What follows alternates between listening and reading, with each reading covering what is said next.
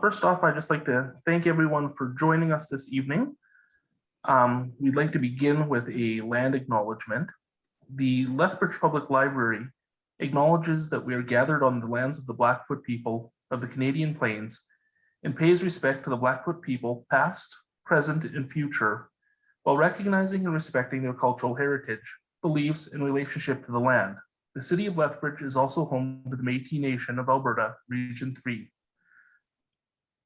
I'm happy for everyone to join us tonight so we can talk to Alexandra Morton. We're going to be discussing her book, Not on My Watch, How a Renegade Whale Biologist Took on Governments and Industry to Save Wild Salmon.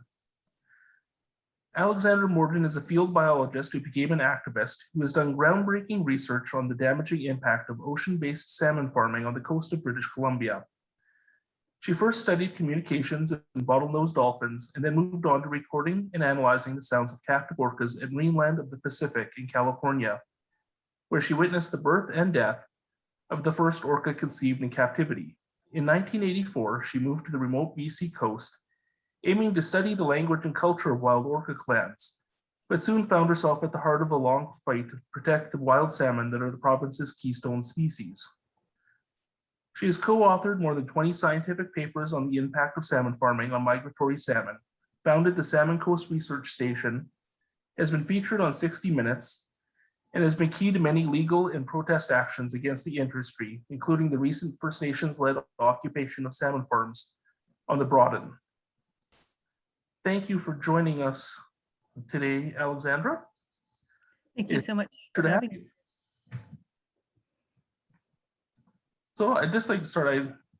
I finished reading your book probably about 2 weeks ago now, and it is a fascinating read. It's for those that haven't had a chance to read the book yet. Could you maybe start off with maybe a description of what the book is about? Sure.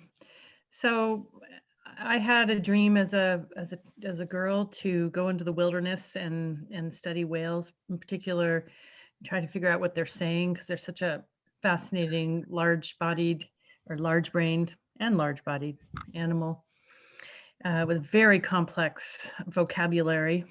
And I found the perfect place to study them in this part of the coast of British Columbia called the Broughton Archipelago, or Echo Bay was the actual community.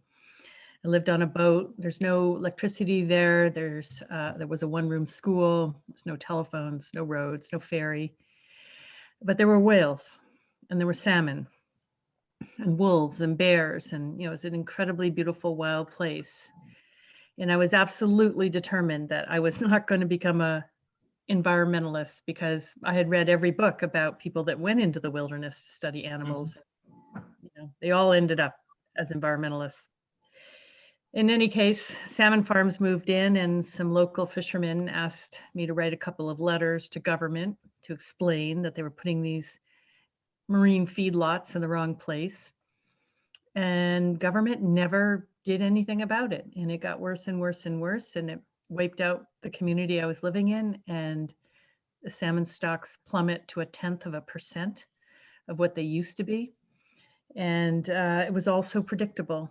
So I essentially escalated alongside of the industry, and eventually with the First Nations of this territory, they occupied the salmon farms for 280 days in the winter, and that worked.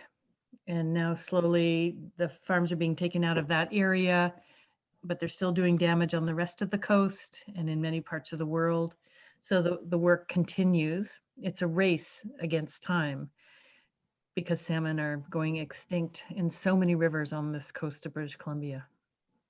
So that's basically what it's about. And there's a lot of adventure and discovery and some really interesting characters that I met along the way who helped. And yeah, it was interesting to write. Yeah, it was interesting listening when you say the different characters that you had in the book. Or I guess they're not as much characters as real people, but it was fascinating to hear all their different stories and sort of how they got involved in the fight alongside you to protect the salmon. And being on the prairies, I guess I knew that salmon were becoming more endangered and that there was a problem, but I had no idea the extent to how the problem was just escalating and escalating over time, and the effect on populations, and it just doesn't affect just the salmon. It affects the whole ecosystem and the different peoples that live along the coast and depend on those populations as well. So your original research centered on orcas. Could you explain sort of for people how the orcas and salmon are interconnected? Sure. So we have a few different groups of orca on this coast. We have some that only eat warm-blooded prey, like porpoises and seals and sea lions. Then we have another group called the offshores. We actually haven't seen them for a few years, but they seem to live out in the ocean, and every now and then they come in. And then we have a third group, the northern and southern resident orca, and they eat exclusively fish. And these were the whales that I was studying. And of the fish, it's really their absolute favorite and the most important to them is the Chinook, or spring salmon, as we call them on this coast. They're the, you see the pictures of the really big salmon, that's these fish, you know, they can be 50 pounds and more. And the southern resident orca are on the verge of extinction because the wild salmon populations are crashing. But in all of the work that I've done, the research and talking to people around the world, I don't think that the wild salmon need to go extinct. They actually have shown incredible tolerance to us. They swim through the streets of Vancouver, basically the biggest run of salmon in the world, twice, once when they're babies and they're going out to sea, and then when they come back. And so these are the Fraser River salmon that swim through Vancouver, parts of Vancouver, which is really a phenomenal thing. I mean, Vancouver should rename itself the city of the salmon, except that now there's so few. Yeah. And what we learned with the salmon farms, really nobody noticed them in the beginning because they were just these little pens. Well, they weren't that little. They're sort of the size of a football field, but they're often in hidden bays. You don't really see them. Most people don't see them, but I saw them because I was running around in that area in my speedboat. And the problem with them is they're feedlots, and they congregate fish, and then viruses and bacteria and sea lice, which are completely natural. But when they get in the farms, their populations just explode. And then because they're sitting on the migration routes of the wild salmon, when the little salmon come out of the rivers, they're born in the rivers, and then they swim down and they go out to sea, and they want to feed out in the open Pacific. And then they're going to come back as big fish. When they're going to sea, they're going right by these farms, and they're getting covered in sea lice, and they're breathing in the viruses and bacteria, getting blood diseases and heart diseases, and they're just not making it to the ocean. And so the farms turned out to be absolutely deadly. And it's the same in Norway, Scotland, Ireland, Eastern Canada, same dynamic. Yeah, it was amazing to hear when you were describing the problem in Scotland and Norway. And it seems like some of these problems were people knew about them, but the government did absolutely nothing to stop it when it started occurring in British Columbia too. Like, it was baffled me. Baffling is true. And it really was worse than that, because the first thing they did was made it illegal for those of us who were living in these bays in this beautiful archipelago. They made it illegal for us to be there, which sounds pretty shocking, but I was one of the people who tried to get a tenure for my float house, so the right to tie it up to a specific spot on the coast. Right. And when I asked the government official about this, because I wanted to be legal and pay taxes, and he said, "Oh, we decided we're not going to issue tenures for residents anymore." I said, "Really? Wait a minute. Our community is 100 years old, and we have a school, and we have a post office. What do you mean? You're just going to outlaw us?" And he's like, yeah, no, I know, but I'm told not to give you a tenure. And I said, well, what are you giving tenures for?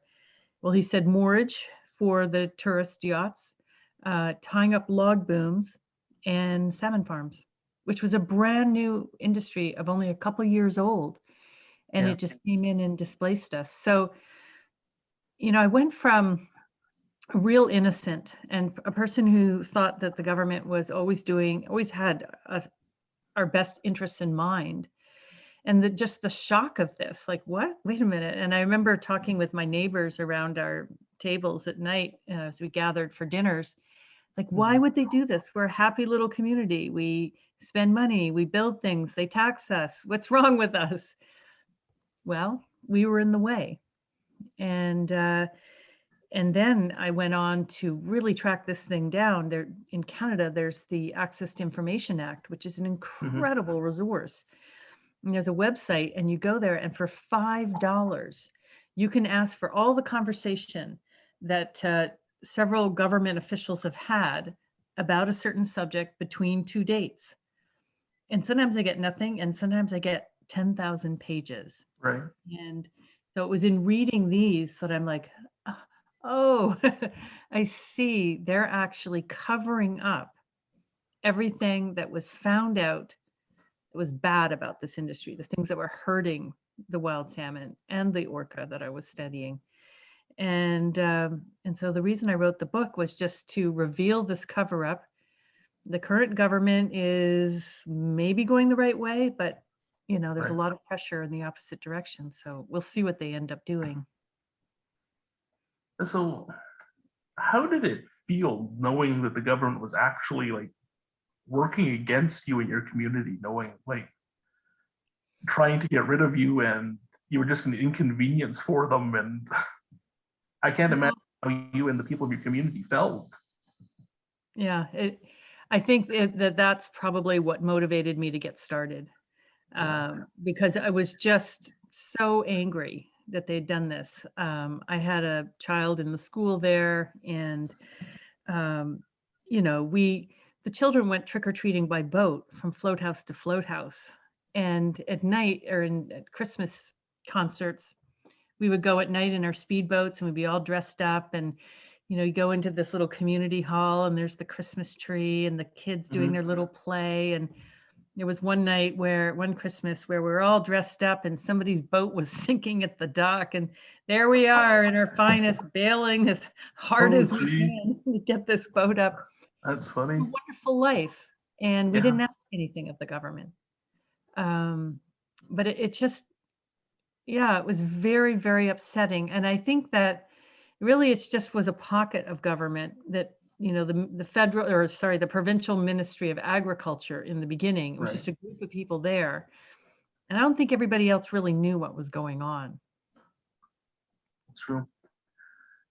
So with I read it, wrote about in the book that they actually, at one point when you were doing all your research and exposing some of the truth about what was going on to the general public, they actually tried to put in an act in that would guarantee you a jail time for actually writing about what you were learning, and they were threatening you with fines. Did you feel ever endangered or when you were going about your work? Absolutely. Always watching my back. Always very careful that somebody knows where I am. Um, I mean, this is Canada, and I'm grateful that in general Canadians are gentle people. But yeah, it was shocking. So what happened is the provincial government wanted to pass a law that said it was against the law to test a farm animal for a virus and then report on this. And they were going to fine me if I continued doing it, and they'd passed the law. The fine was $70,000 and 2 years in jail.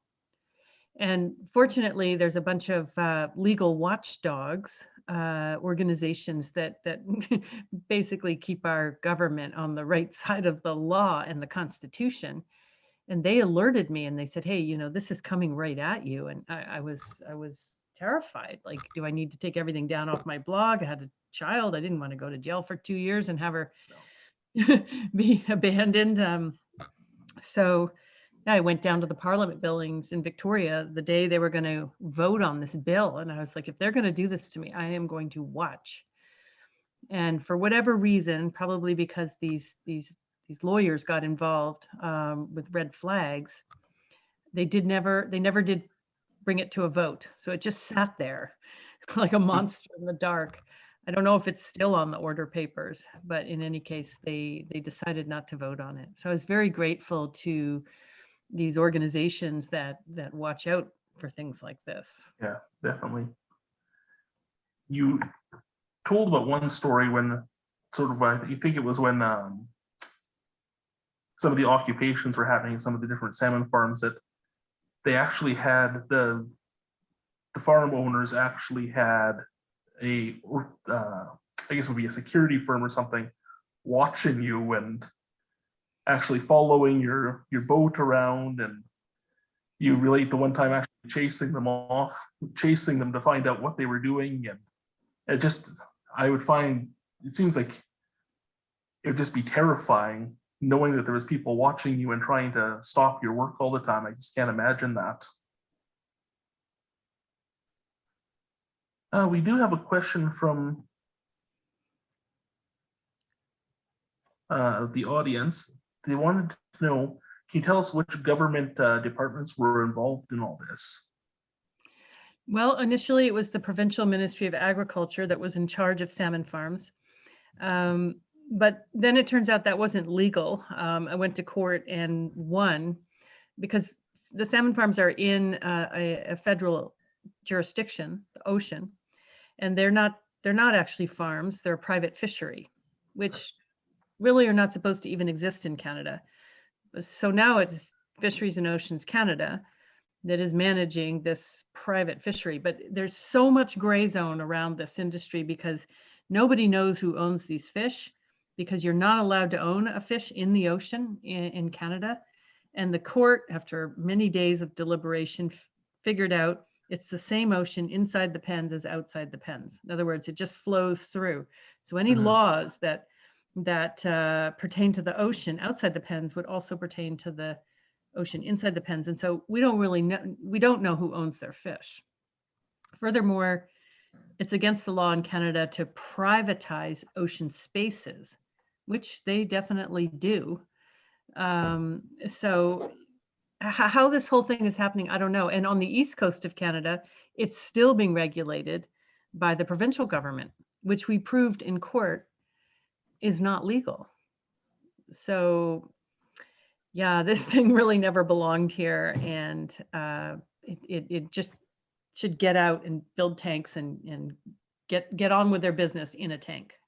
Yeah, it was interesting sort of when you were describing which department was in charge of all of the aquaculture sort of industry, that the provincial government and federal government kept sort of flip-flopping, trying to avoid anybody taking actual responsibility for it. If they just sort of passed the buck and weren't able to, so they could just ignore it. Well, they did, because when I would go to the Ministry of Agriculture and say, hey, there's this problem with the farms, there's Atlantic salmon getting out, there's sea lice, they'd say, oh, any impact of the farms, that belongs to the federal government. You need to talk to DFO. Well, then I would talk to them and they're like, yeah, but we don't regulate fish farms. You need to talk to the Ministry of Agriculture. I mean, literally, it just felt like the Mad Hatter's Tea Party, and still does. There's just nothing fits except get it out of the ocean, put it in a tank, and then everybody knows what it is. It is a farm. It's aquaculture on land. It is a farm. And many companies are doing this, but not the three operators. We have the main operators here in British Columbia, which are all from Norway, and they are all raising Atlantic salmon, which appears to have brought us a virus from Norway, which is just really not surprising. Everybody knew this was going to happen. It was funny when I first contacted people in Scotland to help me study the sea lice outbreaks. the Scottish scientist wrote to me and said, "Can't you guys over there read? We knew this was going to be bad for you." And yeah, he was quite blunt about it. So, and that was back in the early 90s. Everybody knew. It's crazy. You mentioned the Atlantic salmon. So one thing you explain in your book is that the fish that they're raising in these farms and these pens aren't actually Pacific salmon, they're Atlantic salmon. And basically it sounds like they've introduced an invasive species to the Western coast, because these salmon are able to get out of, they do escape from the pens, and they do have an impact on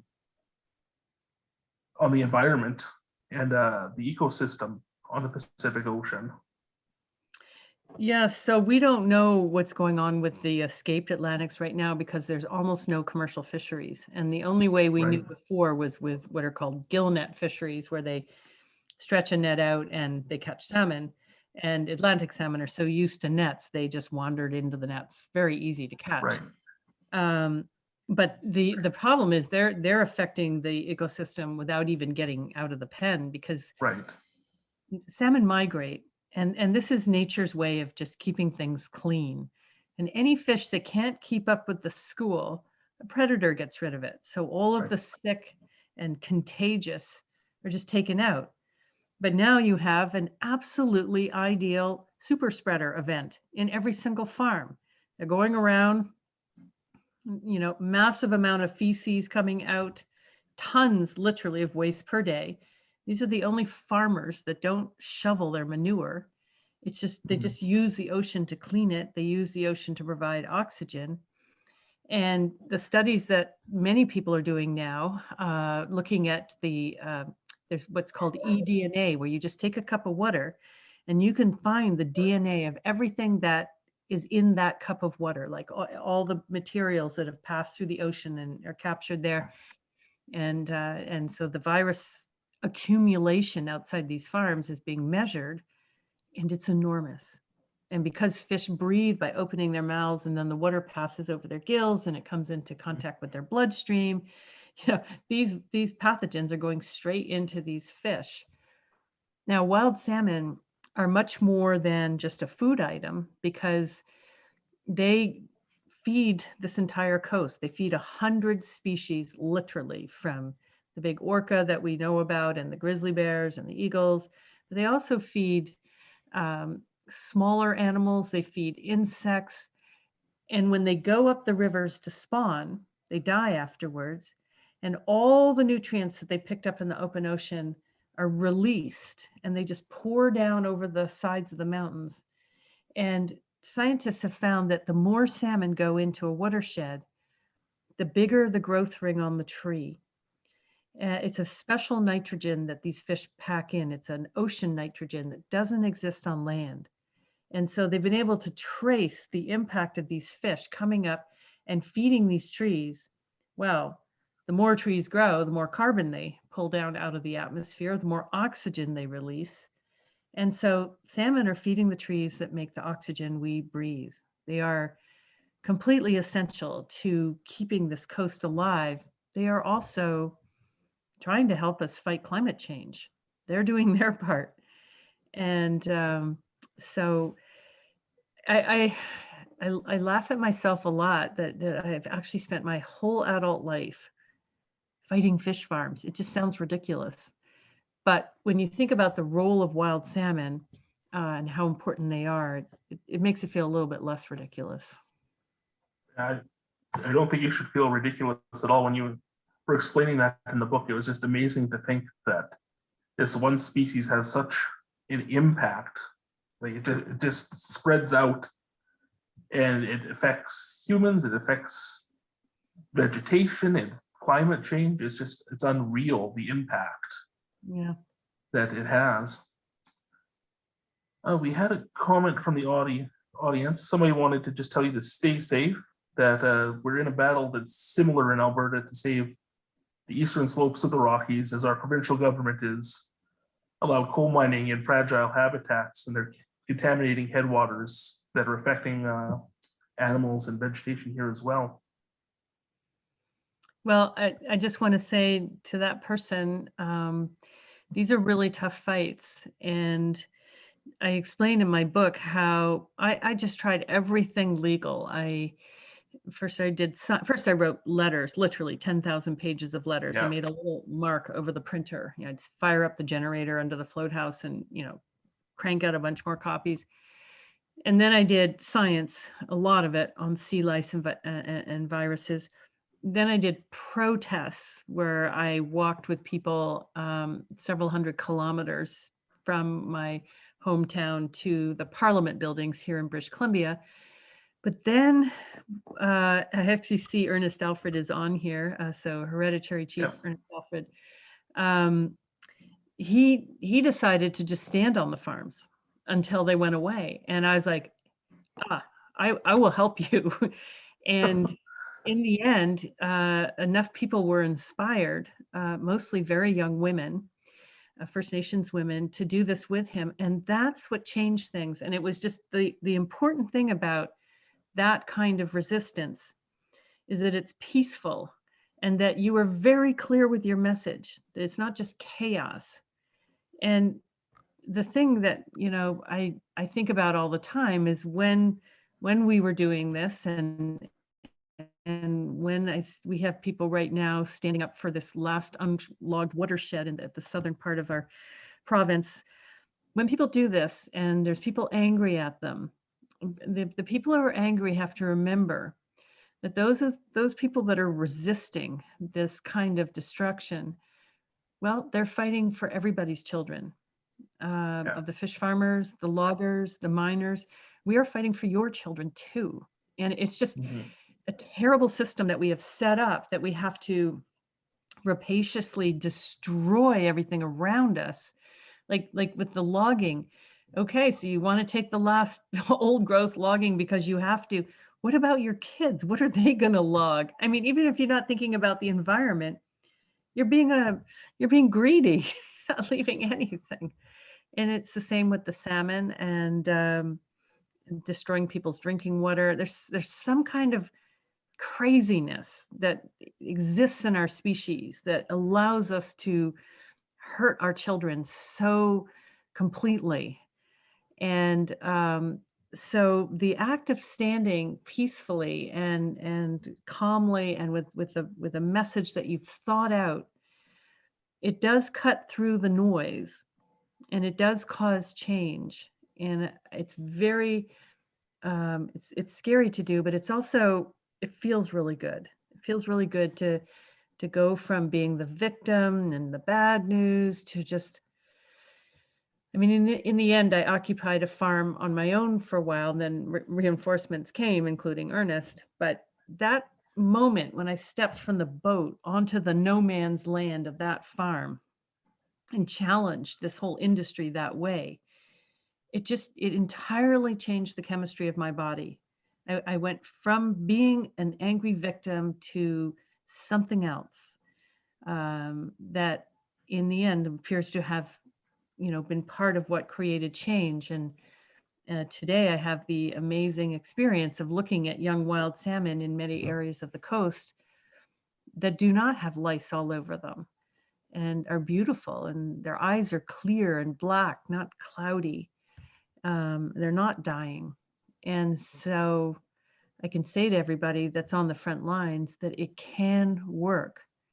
It does get difficult, more difficult with every step, but at some moment we're going to shift. We're either going to go over the edge or we're going to realize that we have to protect these things. And I just want to say one more thing, and that is that our non-Indigenous governments, it's not that they're bad, really. It's just that they actually have no mechanism for protecting things that don't cost money, like oxygen and clean water and wild salmon. But the Indigenous governments do. And so my path led me to, I now work with a fabulous nation, the Numgis. And the question put to me is, what is good for the salmon? I don't need to figure out the politics and all the rest of it. I just need to figure out as much as I can what the fish need. And so the tug of war that is now happening between the indigenous governments and the non-indigenous governments and the reconciliation, it is absolutely critical to our survival and the survival of our children. It's something I didn't expect to be dealing with at all, but it turned out to be the most important thing. I think one of the most inspiring parts of the book was when taking those first steps onto the different farms and telling them that they need to leave. It was just, I don't know, it makes you realize that people can make a difference. And it was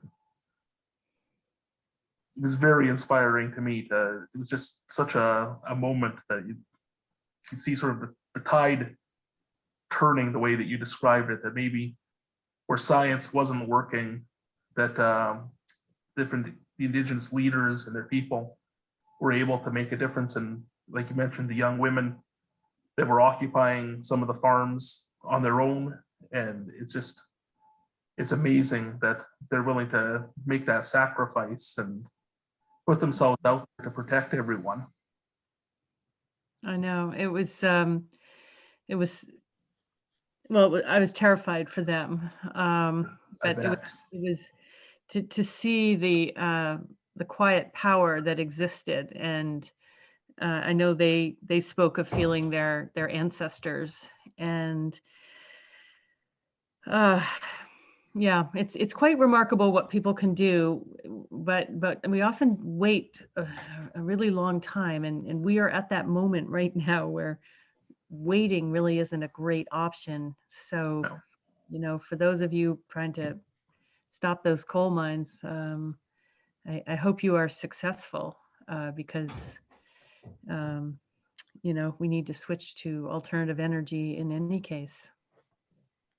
Do you have any advice for people who want to sort of get into these issues and how they can help, how to sort of get into activism and how you get a start at it? Right. So there's a couple of different things you've said there. So if you want to if you're just feeling like you want to get into activism and you don't have a particular issue that is facing your neighborhood, I want to tell you that when we were occupying the farms, I learned that there are occupation tourists.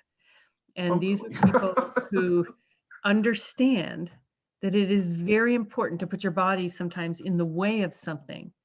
And so on their vacations, the ones I met were from Germany, on their vacations, they find a place where people are needed to show up. And occupying is pretty boring. You're cooking and cleaning and, trying to keep things going, trying to keep it going, keep people comfortable enough that they will stay there. But if you are facing something has come into your town and is squashing the life out of you and your neighbors and your future and your children. One of the things that I did wrong in the beginning, and I tried it in this book, kind of, it's a bit of a manual on what not to do. Mm-hmm. I really thought I could handle it myself. That if I worked really, really hard and just thought of everything, that I could fix this myself. But it was the allies. And so you need to learn about what you are concerned about and just keep reaching out. And I'll tell you, your allies aren't always going to be nice. I think a lot of us are like a herd of wild horses, which run and nip and kick and budge each other, but everybody's going the same direction. And so you just have to let a lot of stuff slide. Obviously, you have to figure out what your limits are and not let everything slide. But don't be trying to demand correct behavior while you're on the front lines. Front lines are unstable because you are trying to change something, and transition to change is very chaotic. But just remember that if you just keep going, nobody on the outside really knows the chaos that you might be experiencing. And in the end, you can make the change. And that is, in the dark winter months when it was just everybody was exhausted and relationships were breaking up and people didn't know how they were going to, make money, and, because they'd quit their jobs, and some people had their husbands taking care of the kids and were on the phone every day trying to straighten things out. And, but it kept going, and it worked. And so I'm also on Facebook, and if you have specific questions, feel free to message me. I won't be able to answer everybody, but my heart is really with people who decide to take that step, because it's super important. The other really big piece of advice is, don't burn yourself out.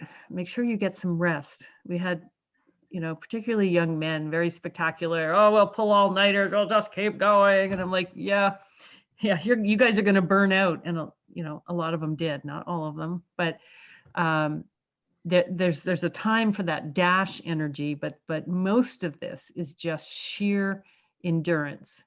Is you got to breathe, make sure you take care of yourself as an animal so that you can keep going. It's very, very important to do, unfortunately. It's interesting. It seemed at times that these companies, that they thought that maybe they could just wait you out, and eventually, Oh, yeah. if you wait long enough, eventually they'll give up and they'll go away.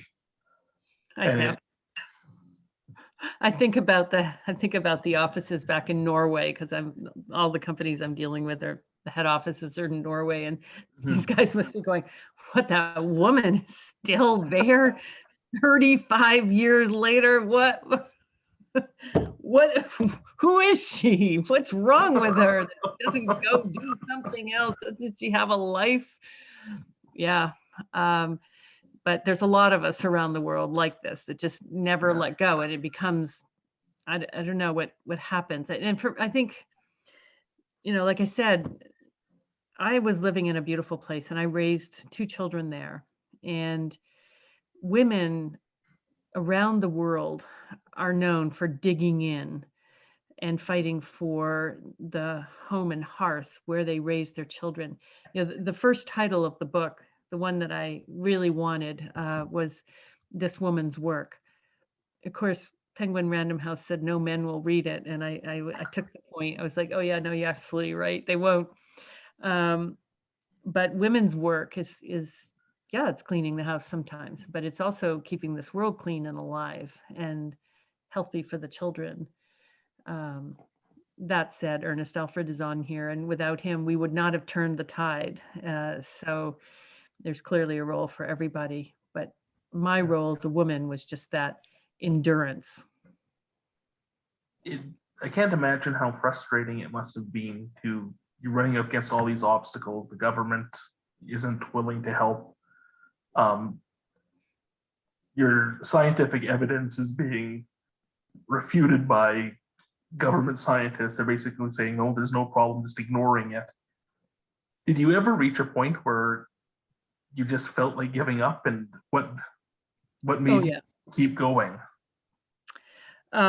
Yeah, there was many times I just was like, okay, I've had it. They beat me. They're too big. This denial by other scientists is so deadly. They are one of the most dangerous animals on Earth because they exist in the climate change issue. They exist in all issues. They definitely existed in the tobacco issue. And so then I would begin to plan my escape. But, in the world today, like, where are you going to go? Where are you going to go to get away from it? I'm not planning to go to Mars. And I also I'm just a homebody. I just love my home.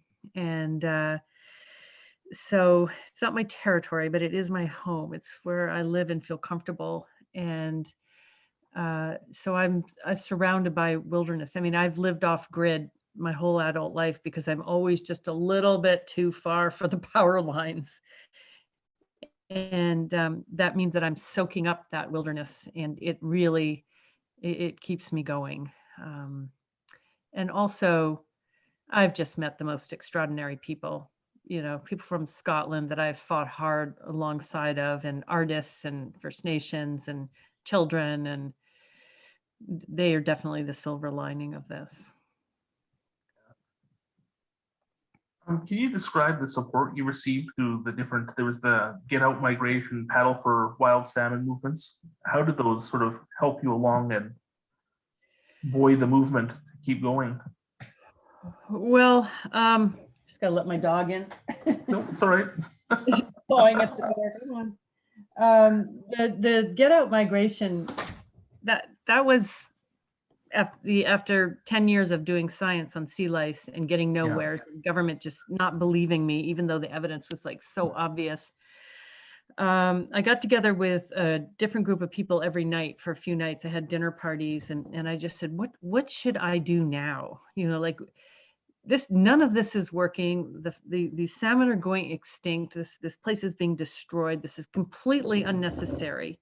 The orca are starving, and a lot of crazy ideas came out, of course. And the next morning, you're like, oh yeah, no, that's ridiculous. But on the third night, my friend Dawn Staniford from Scotland and Anissa Reed, a local woman from Vancouver Island here, an artist, one of us, and I don't know which one, said, let's just walk down Vancouver Island and invite everybody who is uncomfortable with this industry to walk with us so that government could do a head count and decide whether they could get re-voted if they said get fish farms out. And it was quite an incredible thing. I mean, it was an amazing feeling to walk through the wilderness, because I live at the north end of Vancouver Island, and first you have to walk through an uninhabited area of beautiful mountainous forests, and to walk with a small group of people with signs was really a remarkable feeling. And you know, we had people swearing at us, but we also had people who would like drop their kids off so they could walk a couple of kilometers, and they would pick them up ahead because they wanted their children to experience this. And by the end of the walk, there was 5,000 to 7,000 people of us that went up to the Parliament buildings in Victoria. But it did nothing. If we had stayed on the Parliament lawn until they moved a farm, it might have worked. And then the same group of people and another woman, we organized to paddle with 100 people down the lower Fraser River for 10 days to walk into the streets of Vancouver at the opening of this big inquiry into what was happening. Why were the Fraser River sockeye going extinct?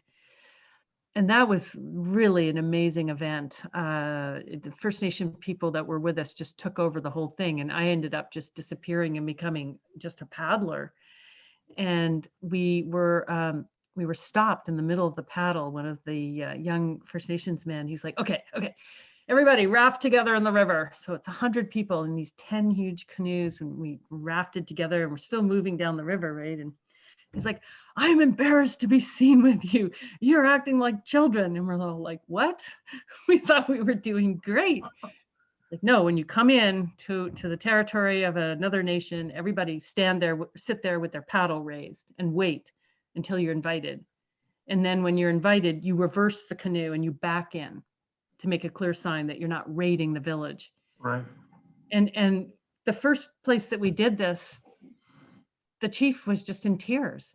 They had not seen 100 people on a mission behave like this. And we slept on the side of the river every night. And then the final leg of the journey to walk into this inquiry, it was pouring. It was like pouring. We were soaked to the bone. But we took over a whole street of Vancouver because people had followed our progress and they knew we were coming. And we did all of that just to get the disease records of the salmon farming industry. But we did succeed. And that did crack open Pandora's box of ills and diseases and bacterial problems that were on these farms. And it started a whole new chapter of this work. But there's a difference between protests, which those were, and the activism occupations where you don't move. Yeah. And really, the great thing about the protests is we all got to know each other, that it was the active resistance of not moving that changed things. We have a question from the audience. Somebody wanted to know, as a consumer, can you suggest how we can go about finding and supporting more responsible salmon producers?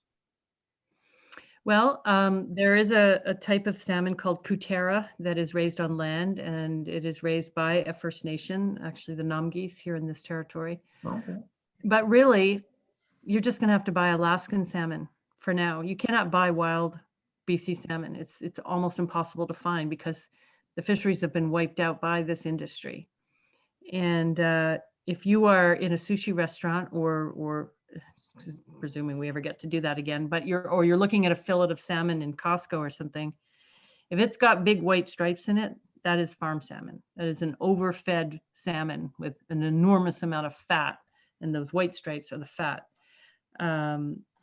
You're just going to have to buy Alaskan. So there was a study done across the Northern Hemisphere, and it discovered that the only place that wild salmon are still abundant are Alaska and Russia, where there are no salmon farms.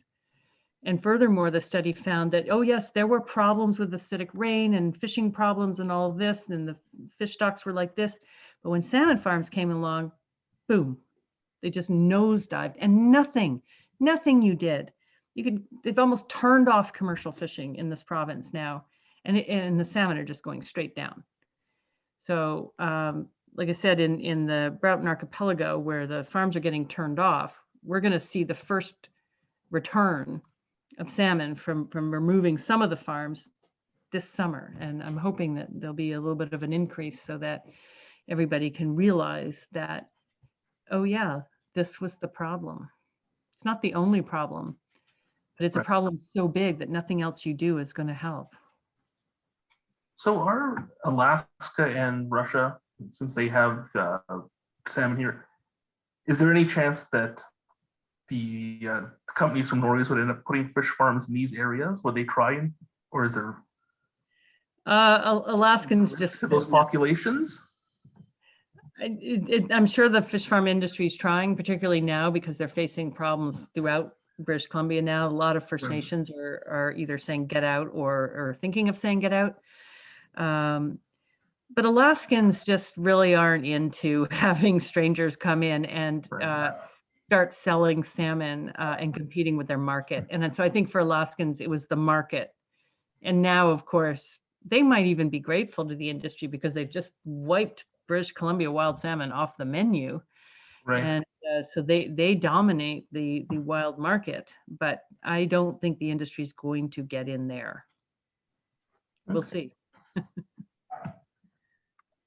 So one of the things you mentioned several times throughout your book is how social media and use social media and sort of short films to get your message across to the public. How important was that media to your cause? Oh, Facebook was incredibly important, particularly during the occupation. But now, I mean, my Facebook page is just a constant news feed on what is going on with this industry and who needs help. The power of the 2-minute video cannot be underestimated. Ernest became a master at just laying it out what the problem was, and then everybody was up to date and we could share that message. It's critical. I saw back in the day of Occupy Wall Street, where it began, I remember there was an interview where a major media person was saying, well, you guys really aren't getting much media. And the young woman looked at the reporter and said, we don't really need you. We got our own thing going. And it's true. I mean, obviously there's so much misinformation spread through social media, but it's also such a dynamic thing. It can just spread messages. It can help people show up on time for things when you're, exactly needed. And, selling my book right now is a form of activism, because if enough people read it, the government is going to have to read it. They're going to have to see their role in this cover-up, which is disgraceful. And hopefully the current governments will be, okay, this thing's just too dirty. We better step away from this, which they're already doing. But they need to speed up because wild salmon are, so close to extinction. Yeah, it's nice to see that you hear people complain about how negative social media is all the time. It was nice to see some positivity come from it. We had a comment here. Some greetings from Kaleva Road. Malcolm Island. They'd like to know if you could talk about the extinction of the wild salmon and how it impacts other wild animals, the riparian zones on rivers, and also BC tourism. Yes, so all of those things depend on wild salmon. We have seen, for example, an incredible change in the grizzly bears. They're starving. They don't even look like grizzly bears anymore. They have such long legs instead of being, these deep bellies. And they're fanning out. They're appearing in villages. They're appearing on Vancouver Island where they never were before. They're appearing in the community of Alert Bay, which is, highly populated. And they're just desperate for food. The orca have completely changed their travel patterns, and they used to gather in the summer, and that was where their culture was maintained and their relationships, and they just can't do that anymore. And it's the same for the people. Now, wilderness tourism is a much bigger economic engine than salmon farming ever has been, because we're talking about fishing and whale watching and bear tours and just, going into the wilderness. The people always want to see the salmon predators, eagles, bears, whales, wolves, if they're lucky. And so this industry, though, has lobbyists, and they have a glossy front, and their salmon farms all sound so great. And somehow they've convinced our politicians that this little nasty, dirty thing that hasn't worked anywhere in the world is better than the wealth that wild salmon bring. If you have wild salmon going by your community, whether you're on a river or on the ocean, you have tourism, you have food security, you have trees that are producing a massive amount of oxygen and drawing in the carbon. You are wealthy. So we're very, very lucky that First Nations have stepped up in many cases, and it is not easy for them because they have to deal with government for clean water, for education, for all kinds of things. And yet they're saying, no, you can't do this in our territories anymore. And it's incredible to see real leaders stand up in these cases. And obviously not all the nations are on side, just like all white people aren't doing any one thing. There's an enormous amount of diversity, but they're the only ones that are turning this thing off. They actually have the power. And so, for everybody trying to save a part of the world, it's very, very important that you find the nation whose territory you live in and make yourself available to them, which really is the only thing you can do. Can't tell anybody what to do, much less them. And just say, I'm here for you. I could do this if you need it. And always be ready. So when you say about them being true leaders, it's interesting. Sometimes we have people that are in places of power and they're in charge, but they're not really, they're in charge. They're not actually a leader. It's nice to see these people come forward and actually be leaders trying to affect change. Oh, I know. It's just like, oh, that's what a leader is. Yes, Yeah, of course.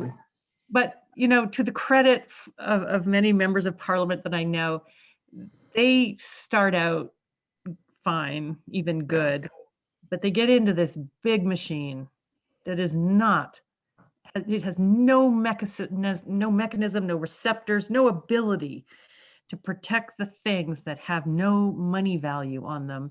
And yet we can't survive without. And that's really the problem we're facing here.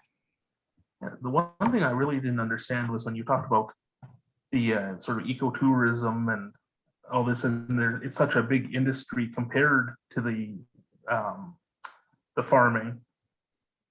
Why they kept trying to promote it, and the government tried to promote it and sort of cover it up, the negative, when they could have put efforts and probably got more money from these other sources. It boggled my mind that I just couldn't see the logic behind what they were doing. The people didn't want it. There was ways to make money in other ways. I just made no sense. I know. I'm still my big question is, who are you guys really?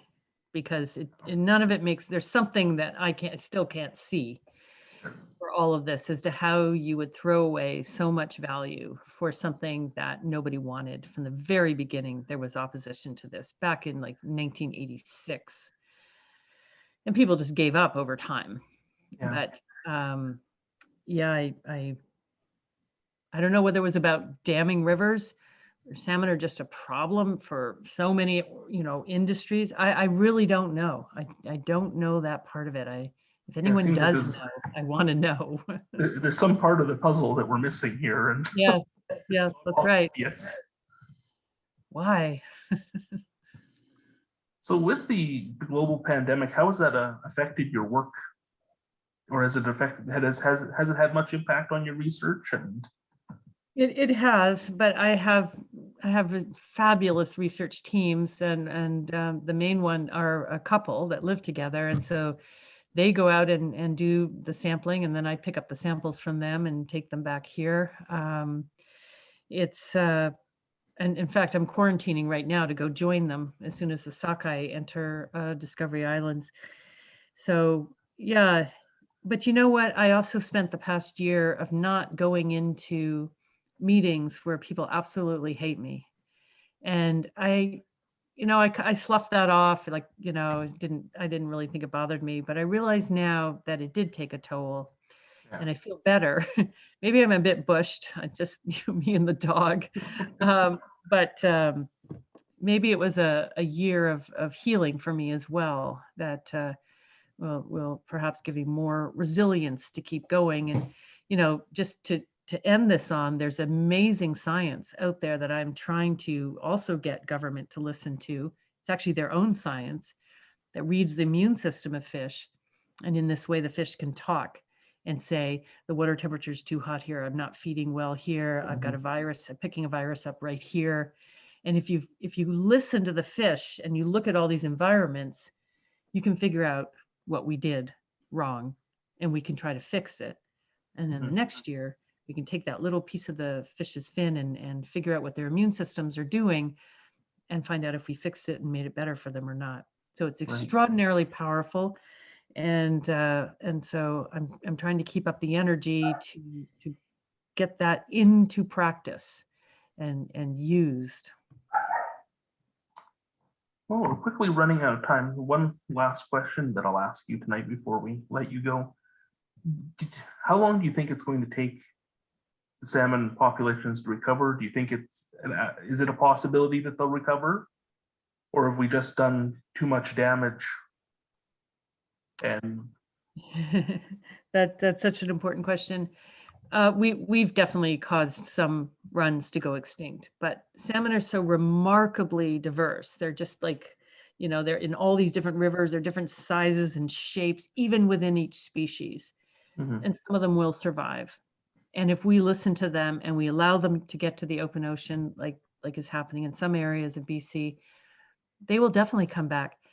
Pink salmon, which are a BC fish, are going around the North Pole right now, and they are starting to infiltrate Norway.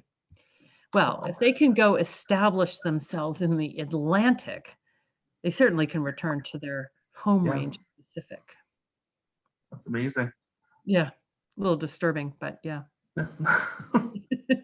Well, we've reached 8 o'clock here, so I wanted to say again, thank you so much for joining us this evening. It's been wonderful talking to you and fascinating to hear about your research and your writing. And just to our audience, our next speaker will be on June 24th, where we'll be hosting Dr. Jen Gunter, who will be speaking on her book, The Menopause Manifesto. But I hope everyone has a great night, and thank you again, Alexandra. For those who haven't read your book yet, I urge you to get up. We've got copies at the library. You can always purchase a copy at your local bookstore, help support the research and everything that's going on. And thank you very much. Thank you. That was a great conversation, Jonathan. Have Bye, everybody. Bye, Jan. Bye, Ernest.